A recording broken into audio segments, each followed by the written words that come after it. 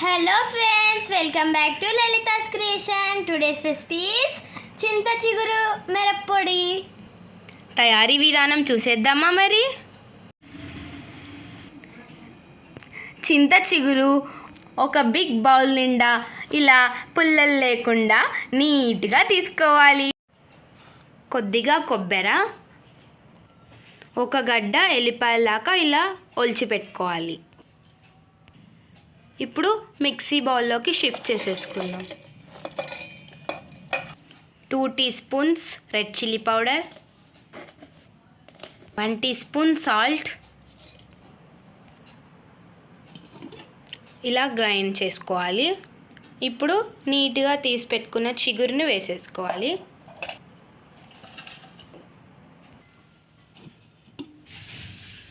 ఇలా గ్రైండ్ చేసుకోవాలి. ఉప్పు కారం తక్కువైతే మళ్ళీ చూసి వేసుకోవచ్చు. ఈ కన్సిస్టెన్సీ వచ్చేంత వరకు గ్రైండ్ చేసుకోవాలి. ఇప్పుడు ఒక ప్యాన్ పెట్టుకొని స్టవ్ ఆన్ చేసుకొని తాలింపు పెట్టేసుకుందాం. 2 టేబుల్ స్పూన్ ఆయిల్, కొద్దిగా ఆవాలు, కొద్దిగా జీలకర్ర,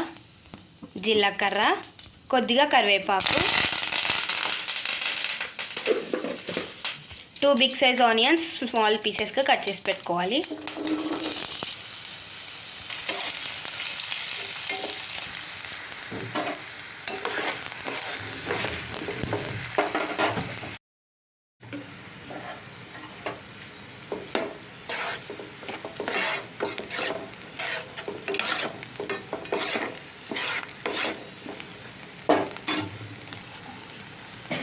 గోల్డెన్ బ్రౌన్ కలర్ వచ్చేంత వరకు ఫ్రై చేసుకోవాలి ఆనియన్స్ని. చిటికెడు పసుపు. ఇప్పుడు చిగురు మిరప్పొడి గ్రైండ్ చేసుకున్న పౌడర్ని ట్రాన్స్ఫర్ చేసేసుకుందాం. ఇప్పుడు బాగా కలుపుకుందాం.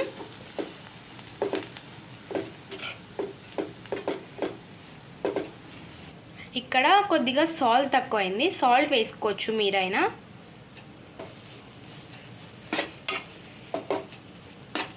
ఇలా 2 మినిట్స్ పాటు ఉడికించుకోవాలి. పచ్చి వాసన పోయేంత వరకు వేయించుకోవాలి.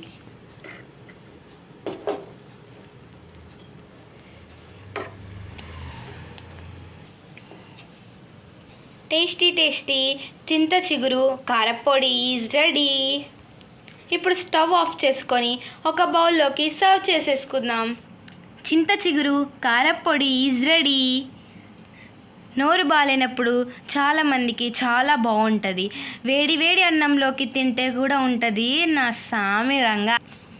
మరి టేస్ట్ చేయకపోతే ఎలా? వావ్, మీరు కూడా ట్రై చేసి కామెంట్ సెక్షన్లో చెప్పండి friends. Subscribe for more videos. Bye friends.